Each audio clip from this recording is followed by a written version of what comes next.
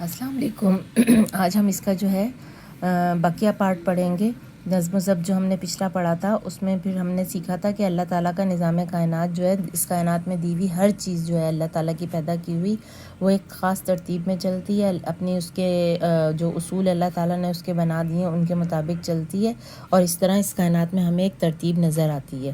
اب کیا ہے، زندگی کے ہر شعبے میں نظم و ضبط کی پابندی ضروری ہے۔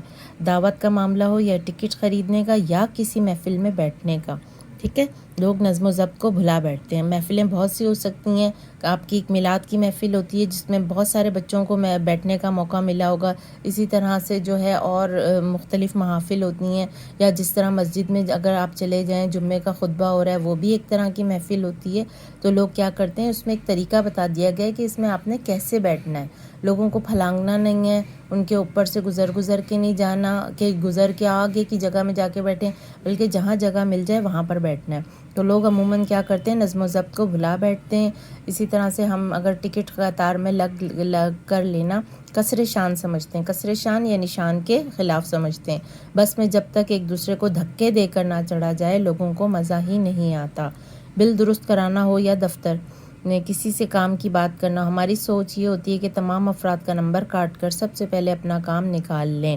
ایسا ہوتا ہے نا، ایسا عموماً ہوتا ہے۔ آپ کسی شاپ پہ کھڑے ہوئے ہیں، اور پیچھے سے کوئی آ جاتا ہے زور زور سے بول کر، آپ سے پہلے چیز لے کر چلا جاتا ہے، اور آپ منہ دیکھتے رہ جاتے ہیں کہ یار میں تو کب کا کھڑا ہوا تھا اور میرا نمبر آنے کی بجائے یہ کام کر کے چلا گیا۔ تو کیا ہوتا ہے کہ لوگوں کو نظم و ضبط کا پتہ ہی نہیں ہوتا کہ پہلے جو شخص کھڑا ہے اس کی باری آنی چاہیے، اور بعد میں آنے والے کی باری آنی چاہیے۔ اسی طرح اصولوں کی ایسا کرنے سے کیا ہوتا ہے، اصولوں کی پاسداری کو داغ لگتا ہے، تو لگتا رہے لیکن ہمارا کام سب سے پہلے ہو جائے۔ اصول کیا تھا، اصول یہی تھا نا کہ جو پہلے کھڑا ہے اس کو پہلے سرو کیا جائے گا، لیکن اچھی جگہوں پہ عموماً جو ہے اسی طرح ہوتا ہے کہ جو پہلے کھڑا ہے اسی کو پہلے دیکھا جائے گا اور بعد میں آنے والے کو بعد میں دیکھا جائے گا، ٹھیک ہے۔ تو نظم و ضبط کے بغیر زندگی میں کوئی کامیابی حاصل نہیں کی جا سکتی۔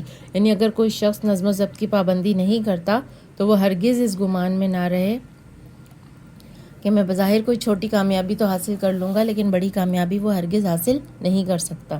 جو افراد نظم و ضبط کے پابند ہوتے ہیں، کامیابی ان کے قدم چومتی ہے۔ کس طرح سے؟ جیسے اگر کوئی شخص ہے، وہ اس کو پتہ ہے کہ میں صبح اس ٹائم اٹھوں گا، اس ٹائم میں اپنے سارے کام سمیٹ لوں گا، چاہے میں نے کہیں پڑھنے جانا ہے، چاہے میں نے کہیں جو ہے آفس میں جاب کرتا ہے وہ، تو اگر وہ اپنے ٹائم پر اٹھے گا، ٹائم سے ناشتہ کر کے گھر سے نکل جائے گا پڑھنے کے لیے یا جاب کے لیے، ٹائم سے واپس آئے گا، تو کیا ہوگا، اس کی زندگی میں ایک ڈسپلن ہوگا، اس کی زندگی میں ایک نظم و ضبط ہوگا۔ ایسے افراد کے لیے کیا کہا گیا ہے کہ کامیابی ان کے قدم چومتی ہے۔ پرندے، جانور اور حشرات الارض بھی نظم و ضبط کا خیال رکھتے ہیں۔ دن بھر میں دانہ دگنا چگنے کے بعد جب پرندے شام کو واپس اپنے گھونسلوں میں جاتے ہیں تو وہ ایک خاص ترتیب سے اڑتے ہیں۔ اسی طرح شہد کی مکھیوں کی زندگی کا مطالعہ کریں تو معلوم ہوتا ہے کہ اس ننھی مخلوق کی زندگی کس قدر منظم اور اس میں ضابطہ ہے۔ کیونکہ کیا ہوتا ہے، ان کی شہد کی مکھیوں کے بارے میں تو ایک بہت بڑا ٹاپک ہے کہ ان میں سے کچھ مکھیاں مزدور مکھیاں ہوتی ہیں، کچھ انڈے دینے والی ہوتی ہیں، اور کچھ جو ہوتی ہیں وہ کیا کرتی ہیں، جو مزدور مکھیاں ہوتی ہیں وہ تو چھتے کی ریپیئرنگ اور حفاظت کرتی ہیں، اور جو باقی مکھیاں ہوتی ہیں وہ دور دور جاتی ہیں، ایک مخصوص ٹائم میں جا کر واپس آتی ہیں اور اپنے منہ میں شہد بھر کے لے کر آتی ہیں پیٹ میں، ٹھیک ہے۔ اگر یہ لوگ نظم و ضبط کی پابندی نہ کریں، یہ مخلوق، اور جو شہد لانے والی مکھیاں وہ گھر میں پڑی رہیں اور وہ کہیں ہم تو نہیں جائیں گے، یا مزدور مکھیاں جو ہیں جو چھتے کی جو ہے مرمت کرتی ہیں، مرمت کا کام کرتی ہیں، اگر وہ اپنا کام نہ کریں تو پھر کیا ہوگا، ان کا نظام چلے گا، شہد تیار ہوگا؟ کبھی بھی نہیں ہوگا۔ اسی طرح سے پھر چونٹی کمزور اور ننھی مخلوق ہے لیکن قطار کی خلاف ورزی کرتی مشکل ہی نظر آئے گی۔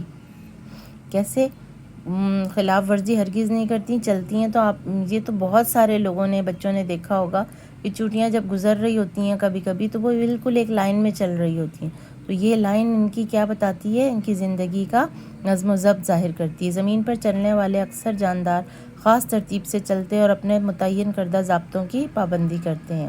اسلام بھی ہمیں نظم و ضبط کا درس دیتا ہے۔ مقررہ وقت پہ نماز پنجگانہ کی ادائیگی نظم و ضبط کی ایک بہترین مثال ہے۔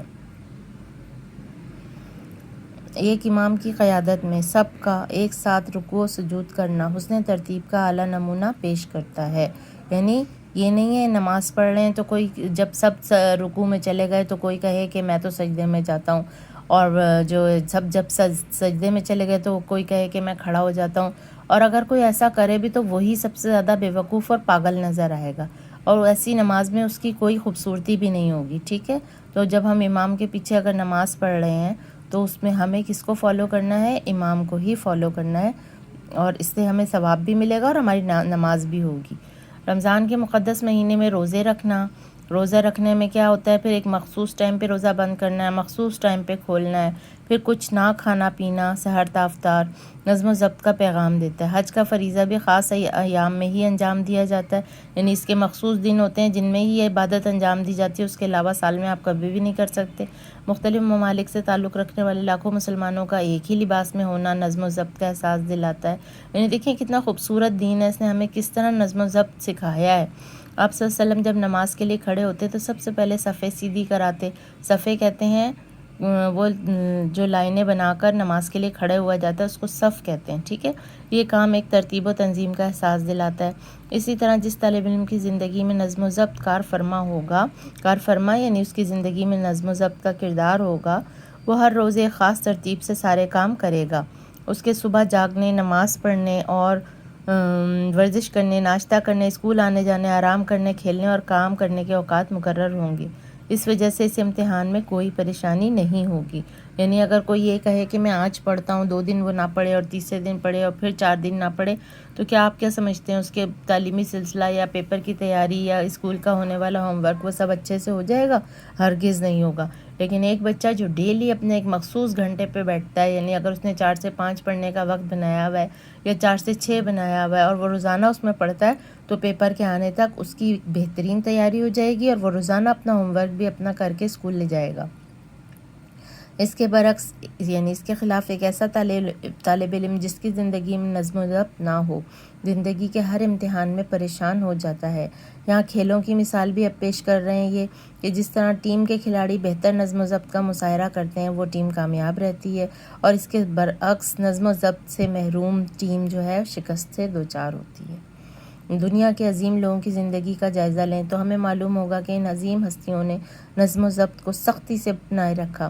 نظم و ضبط کی اس پابندی کے باعث انہیں کامیابیاں ملیں، ان کے نام سنہری حرفوں میں لکھے گئے.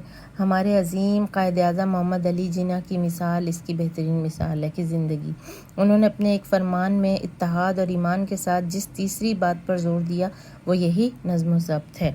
قائد اعظم نے اپنی زندگی اسی اصول کے تحت گزاری اور ایک عظیم مقصد میں کامیابی حاصل کی. اسی اصول کے ذریعے زندگی گزار دی اور پھر اللہ تعالیٰ نے کامیابی دی انہیں. کامیاب انسان بننے اور پاکستان کو ترقی کی راہ پر چلانے کے لیے ہمیں زندگی کے ہر شعبے میں قائد اعظم کے اس فرمان پر دل و جان سے عمل کر کے نظم و ضبط کو اپنا شعار بنانا ہوگا، اپنا طریقہ بنانا ہوگا. اگر ہمیں زندگی میں کچھ بننا ہے، ترقی کرنی ہے، کسی بڑے مقصد کو حاصل کرنا ہے، کسی بڑے مقام پر پہنچنا ہے، تو ہمیں کیا کرنا ہوگا؟ نظم و ضبط کو اپنا شعار بنانا ہوگا، نظم و ضبط کو اپنا طریقہ بنانا ہوگا، نظم و ضبط کو فالو کرنا ہوگا، اور اس طرح سے ہم کسی عظیم مقصد کو حاصل کر سکتے ہیں، چاہے وہ تعلیم میں کامیابی ہو، چاہے وہ اچھی ملازمت میں کامیابی ہو، چاہے وہ اچھا انسان بننے میں کامیابی ہو. ٹھیک ہے، امید ہے یہ سبق آپ کو بہت اچھی طرح سے سمجھ میں آیا ہوگا. اب میں نیکسٹ ویڈیو میں انشاءاللہ اس کی ایکسرسائز آپ کو بتاؤں گی. جب تک کے لیے اللہ حافظ.